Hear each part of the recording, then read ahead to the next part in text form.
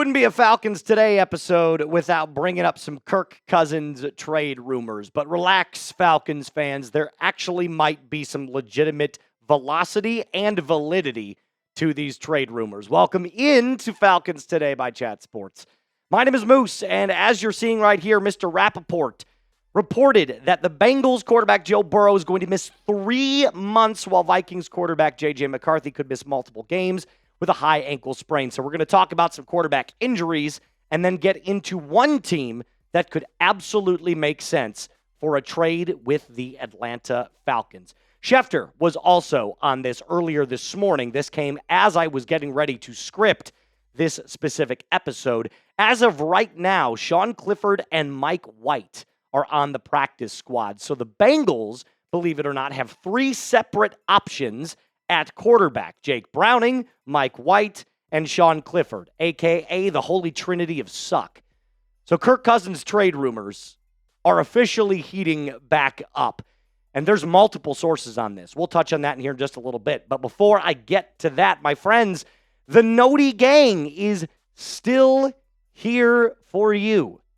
Meaning, when you want an Atlanta Falcons Today video by our channel for you, you've got to make sure your bell notification is turned on. So all you have to do is hit subscribe, hit the bell icon, select the all option, and help us get to our goal of 13% on our Noti Gang. Let's talk about the injured quarterback so far after week 2. Joe Burrow, who is out for 3 months. J.J. McCarthy, who is out for at least this next week. Carson Wentz is going to get the start for the Minnesota Vikings.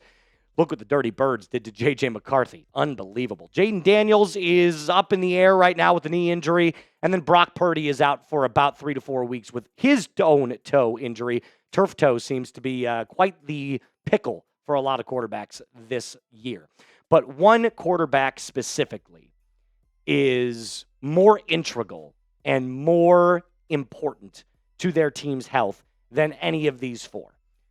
It's Joe Burrow, because he's literally the lifeblood of the Cincinnati Bengals. And now that he's out for 3 months, that could be the entire season. And I just want to bring up, by the way, who the Bengals play in the time span that Joe Burrow is absolutely going to miss games. So there's no doubt he's going to miss these games against the Vikings, who have a pretty good defense. You know, we saw that on Sunday. The Broncos, who've got a great defense. The Lions, who are a good team. The Packers, who look like the best in the league. The Steelers, the Jets, the Bears, not so great, and then the Steelers again. So out of all of these games, I'm thinking maybe 2 wins if you don't have a competent quarterback. Maybe. So that's why multiple sources list Kirk Cousins as a trade candidate. In the next 9 games, the Bengals could be looking at going 2-7, and then poof, you're done for the year again. And you know the Bengals are panicking at this point. So here's what Heavy on Bengals, they're a website.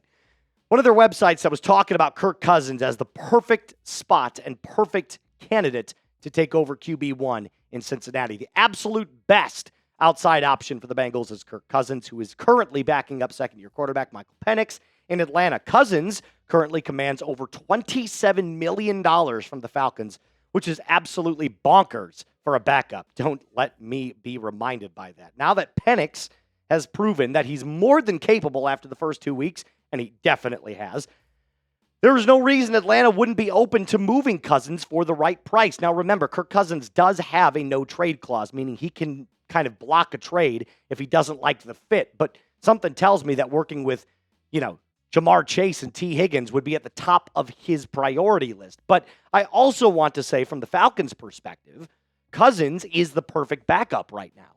I mean, think about it. If Michael Penix, knock on wood, ever had to go down or miss a game, Kirk Cousins steps in, knows the offense, and is a more than capable player to lead you to the playoffs. But this also, coincidentally and controversially, drives up his price. So on the one hand, I look at it and go, well, the Falcons have a great backup, and you don't want to mess that up. But at the same time, I'm like, desperation breeds a higher price for the Dirty Birds. And if I'm looking at the Bengals depth chart, let's get rid of Joe Burrow for a second. Block him out. Jake Browning is your next option? I mean, come on now. Let's be clear. Kirk is an upgrade over anybody they have in that room or on the practice squad, and it isn't close, which is why, if I'm the Falcons, I'm driving a hard bargain.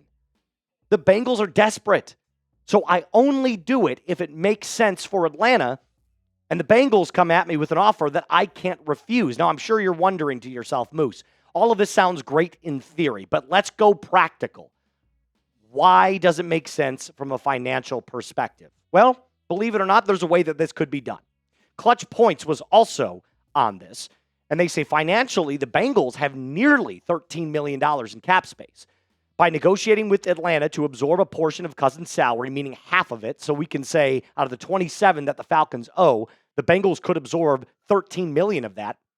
You could also get some draft picks. So structuring the deal to limit long-term obligations would make the move more palatable, especially since Burrow is expected to return this season. But remember, it's 3 months. So you could end up keeping Kirk as a backup because Joe Burrow has had injury concerns for quite some time now as an NFL quarterback. So Clutch Points then came out with their trade idea. Now, I've got my own thoughts on this, by the way, but here's what they said. The Bengals receive Kirk Cousins, and the Falcons get a 2026 fourth and a 2026 seventh round pick. Look, I'm going to reserve my answer for after our little ad break, but I'll ask you before we get into it. Would you accept this trade? Yes or no? I got to let you know, my answer is coming up, and spoiler alerts, I don't agree with Clutch Points, but I'll reserve that for right after I tell you about today's presenting sponsor, and that, of course, is our friends over at Prize Picks. This episode is brought to you by Prize Picks, and you and I make decisions every single day, but on Prize Picks, being right can get you paid. Don't miss any of the excitement this season on Prize Picks, where it is good to be right. It is very simple to play. Just pick more or less on 2 to 6 player stat projections. If you get your picks right, you could cash in. It is the best way to win cash this football season. Which players are going off, which ones aren't. Make your picks in less than 60 seconds and turn your takes into cash all season long on Prize Picks. Want to know how it works? Here's my little lineup that I have created, my entries that I've got for you. I took a little bit of a baseball approach at the very top. Matt Olson plays today, so his hitting score on 6.5 points, I took the more on that. But I also comboed that with some games for the NFL this weekend. James Cook against, I believe this is Thursday Night Football, against the Miami Dolphins, who takes the more on that. Michael Penix Jr., the more on the passing yards against the Panthers. Then, of course, my max discount play, Patrick Mahomes, more than half a passing yard. And that's how simple it is for you to win up to 2,000 times your money. Download the app today and use code CLNS to get $50 in lineups after you play your first $5 lineup. That's code CLNS to get $50 in lineups after you play your first $5 lineup. Prize Picks. It is good to be right. No, my answer on the trade, it's not enough. It isn't. A fourth and a seventh, and I know what you're thinking. If you liked that trade idea, you're like, well, we weren't going to get anything for Cousins anyway, so a fourth and a seventh sounds great. But if I'm looking at what Kirk has done only since he's gone to Atlanta, these numbers aren't good. They're not awful, but they're not great. But remember, Kirk was dealing with a shoulder injury for a large part of last season. So now that he's healthy, you can expect these numbers to vastly improve. Maybe not a 4,000-yard passer and maybe not, 29 touchdowns, but could he be a 3,800 yards, 22 touchdowns, 10 interceptions for the time being? Yes, he can. And the Bengals, importantly, are in win-now mode. They need competency more than ever at the quarterback position, because I can guarantee you those Bengals fans are restless. They got to a Super Bowl a couple of seasons ago and haven't even sniffed it since. Every single season from this point forward is win now. If you've got Joe Burrow, if you've got Jamar Chase, if you've got T. Higgins, you are always going to be in win now mode. So I have to give you my trade idea, because I can't just say, oh, I'm not going to accept that Clutch Points one without giving you what I believe you should get. So here's what I'm thinking, because like I said, I'm driving up my price.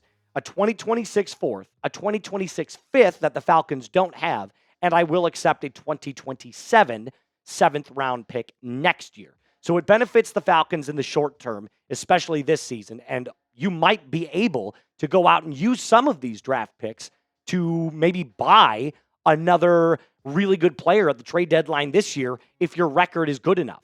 And of course, the Bengals get their quarterback for now. So it helps everybody.